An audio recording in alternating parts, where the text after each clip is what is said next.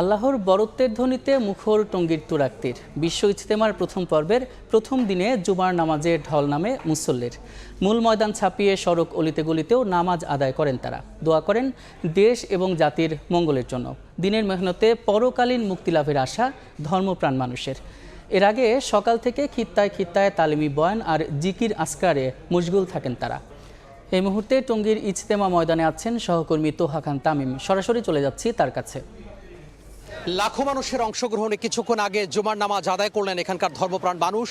একেবারে মূল ময়দান অর্থাৎ 160 একরের যে ময়দান, সেই ময়দান ছাপিয়ে আশপাশের যে সড়ক রয়েছে, প্রধান সড়ক রয়েছে, অলিগলি রয়েছে, সেই অলিগলিতেও কিন্তু যারা অংশগ্রহণকারী রয়েছেন, মুসল্লিরা রয়েছেন, তারা অবস্থান নিয়েছিলেন এবং নামাজ শেষে তারা যে যার মতো করে যাদের গন্তব্য সেই গন্তব্যে ফিরে যাচ্ছেন এবং এখানকার মুসল্লিরা যারা নামাজে অংশগ্রহণ করেছেন, জুমার নামাজে, তারা সন্তুষ্টি প্রকাশ করেছেন, বৃহতে জামায়াতে অংশগ্রহণ করতে পেরে সন্তুষ্টি প্রকাশ করেছেন এবং মহান সৃষ্টিকর্তার শুকর গুজার করেছেন।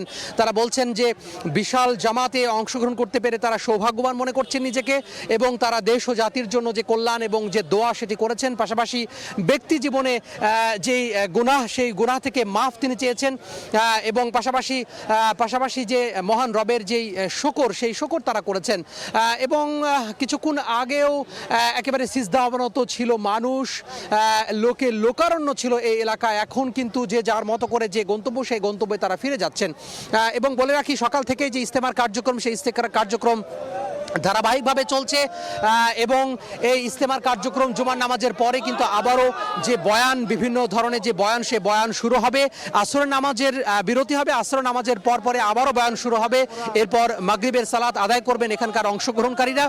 এরপরে আবারও বয়ান শুরু হবে। বয়ানের পরে এশা নামাজের বিরতি, এশা নামাজের বিরতির পরে আবারও এশা নামাজের বিরতির পরে আবারও কিন্তু বিরতি, এশা নামাজের বিরতির পরে তারা পূর্ণ বিশ্রামে চলে যাবেন। এভাবে আজকে শুক্রবার অর্থাৎ জুমার নামাজের যে কার্যক্রম, সেই কার্যক্রম চলবে। এভাবেই বলা যায় যে দিনের যে কার্যক্রম, ইজতেমার যে কার্যক্রম, সেটি ধাপে ধাপে এক এক করে কিন্তু এভাবেই কিন্তু অনুষ্ঠিত হবে। বলে রাখি আজকে বাদ ফজরের পরে আজকে যে দিনের কার্যক্রম সেটি শুরু হয়েছে এবং এখানকার যারা মুসল্লি তারা বলছেন যে শুধুমাত্র দুনিয়ার কোনো লাভের জন্য তারা এখানে অংশগ্রহণ করেননি। আসলে পরকালীন মুক্তি তাদের একান্ত কাম্য এবং এই যে ক্ষণস্থায়ী জীবন, এই ক্ষণস্থায়ী জীবন তারা আসলে তাদের যে প্রস্তুতি, সেই প্রস্তুতি তারা বলছেন এবং ক্ষণস্থায়ী জীবনের থেকে তাদের যে স্থায়ী জীবন, পরকালীন জীবন, সেই পরকালীন জীবনে তারা কিভাবে প্রস্তুতি নিতে পারেন এই ক্ষণস্থায়ী জীবন থেকে, সেই বিষয়টি তারা গুরুত্ব আরোপ করছেন এবং তারা বলছেন যে কোনো মুহূর্তে মানুষের জীবন প্রদীপ নিভে যেতে পারে।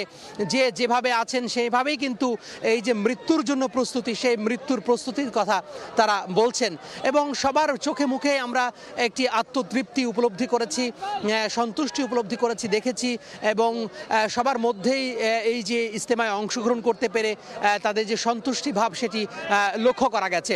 পাশাপাশি লক্ষ লক্ষ মানুষের যে গণজামায়াত, এই জামায়াতে কিন্তু নিরাপত্তার যে ইস্যুটি, সেটি আসলে গুরুত্ব হয়ে ওঠে। নিরাপত্তার ইস্যুটি কিন্তু বেশ গুরুত্ব বহন করে। এই জন্য তারা বলছেন যে এখানে যারা আইন শৃঙ্খলা বাহিনীর সদস্য রয়েছেন, তারা কিন্তু বেশ বলা যায় যে কড়া প্রহরায় রয়েছেন এবং কোনো ধরনের কোনো ফাঁকফোকর নিরাপত্তার মধ্যে তারা কিন্তু রাখেননি।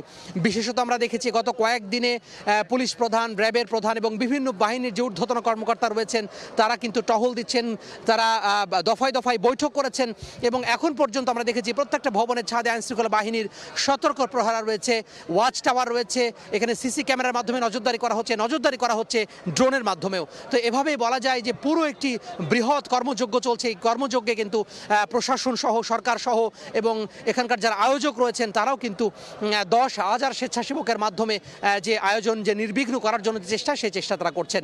তো কিছুক্ষণ আগে জুমার নামাজ আদায় হয়েছে, এখন মুসল্লিরা নামাজ শেষ করে তারা তাদের যে বাড়ির উদ্দেশ্যে ফিরেছেন এবং কেউ এখানে থেকে গেছেন। তো এই ছিল টঙ্গী তুরাক্তির থেকে আমার হাতে সবশেষ। সরাসরি যুক্ত ছিলাম বিশ্ব ইজতেমা প্রাঙ্গণে।